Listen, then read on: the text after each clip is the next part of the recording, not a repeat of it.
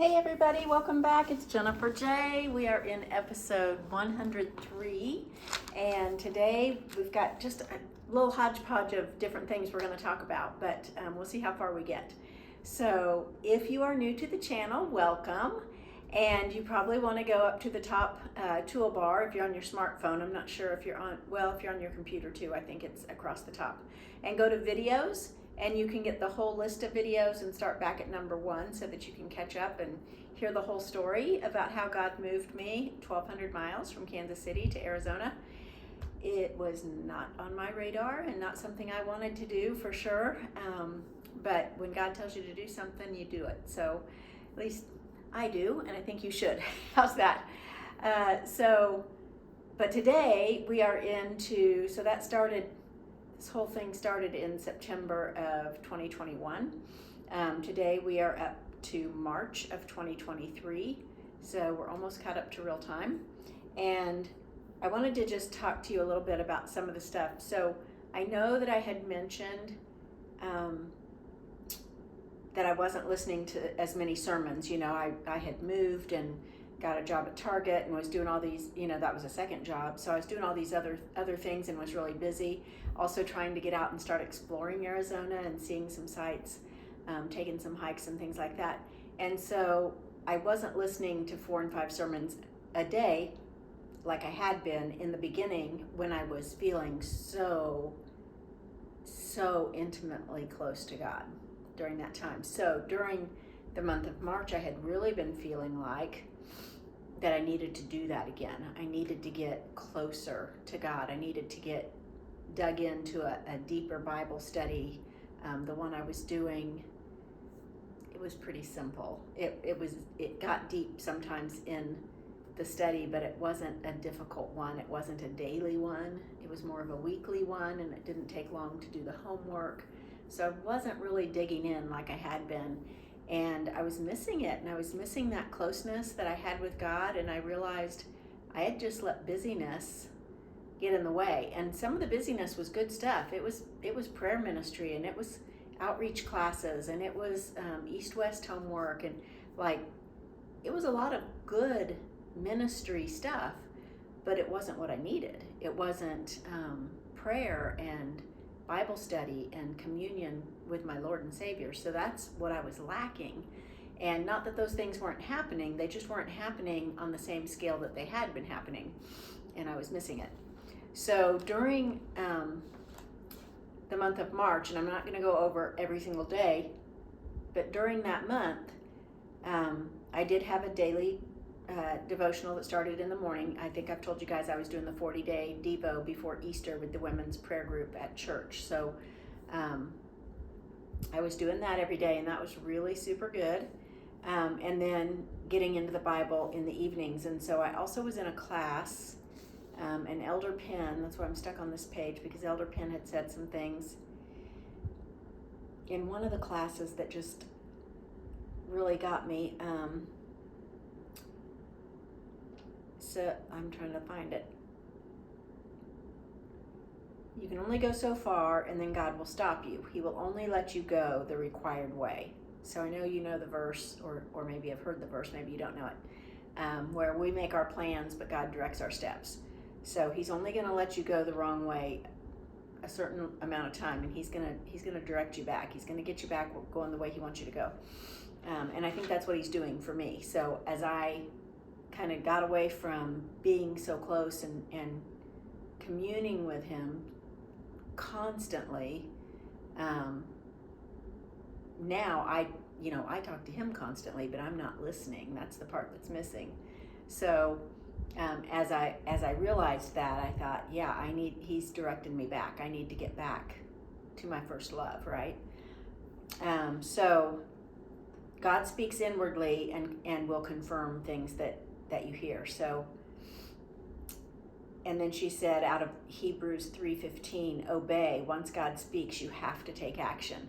And that's what I did when I came to Arizona. So I knew that I knew what He told me, and I came, and I'm here. And then, I think I said last time, the longer the wait between hearing from God, he's building you up. He's building your spiritual muscles, right? So I think I talked about lifting weights and how you've got to do that you can't start out with a 50-pound weight. You've got to start out slow and build yourself up. And that's how it is. So it has seemed quiet. And that, I don't know which came first, the chicken or the egg, right? Did I move away from God and stop listening so much? And then he got quiet, or did he get quiet and it caused me to stop listening? I'm not really sure when I quit, or why I slowly got busy and let busyness get in the way. But at any rate, I know that when we don't hear from him, it doesn't mean he's not working. A delay is not a denial. He's still working, for sure, and he still heard my prayers, for sure, and he still has a plan, for sure, and he still brought me here, for sure. And if I don't know the next step, or, I don't know what I'm supposed to be doing, then I'm supposed to keep doing what I'm doing, keep doing what I know he's told me, and until he tells me what to do next. So I had kind of started looking for a different apartment, because the one I got it's fine. It's not anything fancy, but it's fine. The complex itself is beautiful. It's beautifully manicured. My son came to visit recently and he said it looks like a resort. He said, Mom, you basically live at a resort. The pools are so fabulous, and they're not just a square hole in the ground, they've got design to them, and they've got waterfalls, and they've got palm trees, and since I've been looking at some other apartments, I've realized mine is pretty great. Mine is pretty great. It's located in a really not great area of town. It's a little sketchy. I don't go out after dark, even to my car. I don't walk in the neighborhood, even in the day. I walk in the complex, we've got a lot of sidewalks just in here, but I don't go outside the complex.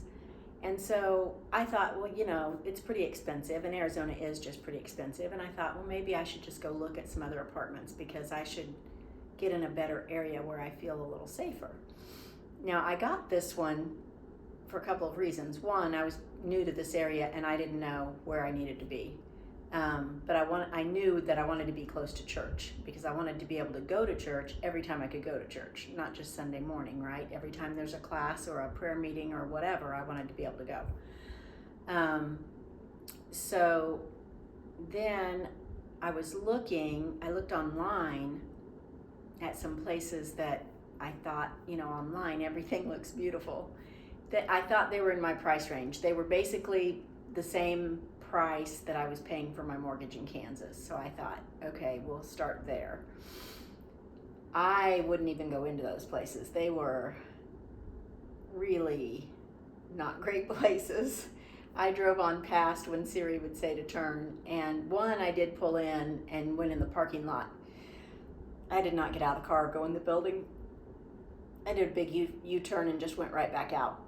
And then I prayed and I was like, God, help me find a place that is decent and that I can afford and that I won't be scared to live in.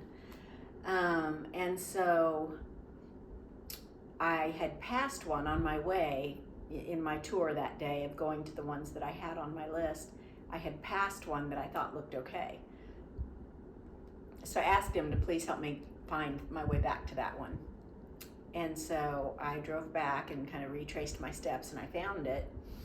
And I went in and I prayed, help it to be in my price range and help them to have an opening and, all the things. If this is where you want me, help it to work out. And it was a couple $100 more than what I wanted. But they did have an opening and I could get in, and the location of the actual apartment within the complex, let me be clear, was really, really good. The parking space is right by my door. The doors are all private. You don't have, like some that I looked at this week, there's a sidewalk and there's just a whole bunch of doors, right? And this one isn't like that. I have my own private door and it's right by my parking space, which I like. And if I go out the other way, when I come out my door and go the other way, they have two pools and one of them is called the small pool, but it's really pretty big too, and it's also beautiful. And it's right in what I call my backyard, because I just turn and go around the back and it's right there, so it's really easy to get to. So I really like it anyway, like the apartment and everything, and so I got it, right? So I'm praising God, I got it. Well, what I didn't know, in Arizona, they tax everything, first of all. So there's rent tax, and then nothing is included. In Kansas, they tell you what your rent is, and that's what your rent is. But in Arizona, here's what your rent is, and then here's all these other multiple fees. So at the end of the day, I'm paying $1,900. So that's a lot. And so I thought I need to go out and see if I can find something a little cheaper in a little safer neighborhood. And there's an area just about 10 minutes away that I shop at that I really, really like. And so I thought I'll go down there and see what I can find. Well, I found one, and it's the same square footage, not nearly as nice. You guys, I complain about this place not being nice because it's not updated. The counters are laminate, and my refrigerator, my freezer, and I'm looking over there because it's over there. My freezer door and my refrigerator door handles don't match. I mean, it works fine, but so I kind of make fun of it as being kind of, not a great place. But when I looked at theirs, like the carpet was, it like needed stretched. It needed to be it needed new carpet. Let's just be frank, it needed new carpet. But if they were going to keep the carpet that was there, it looked like it had just been cleaned. It needed to be stretched. It was so loose. The bedroom was tiny. I asked the guy, I don't even think I could fit a king size bed in here, and he said he had a queen size and it fit with a small table on each side of the bed, and I was like, yeah, my bedroom set won't even fit in here. So it was cheaper, a couple $100 cheaper, and it was probably in a safer neighborhood. I also didn't have the view. You guys, from one window I can see Four Peaks Mountain, and from the other window I can see Camelback, and I'm just like, God, why am I complaining? Like, it is expensive, and it is in a sketchy part of town, but I kind of like it here. I think I'm gonna stay. But I told you all that just to tell you this. When you don't hear what God's saying, he's saying keep doing what you're doing. So I realized when I was out looking at apartments, I'm like, why am I even looking? Like, God didn't tell me to move. God didn't say go find some other place to live. He didn't tell me to spend my time doing that, which is taking time away from him. And I know we're supposed to be good stewards of our money and all that, but I don't feel like I'm supposed to be going and looking for another place. Maybe in doing that, it did help me realize that where he has put me is just fine, and I just need to be happy that I'm here. But something else I wanted to touch on today is that you guys know that my word for this year is trust.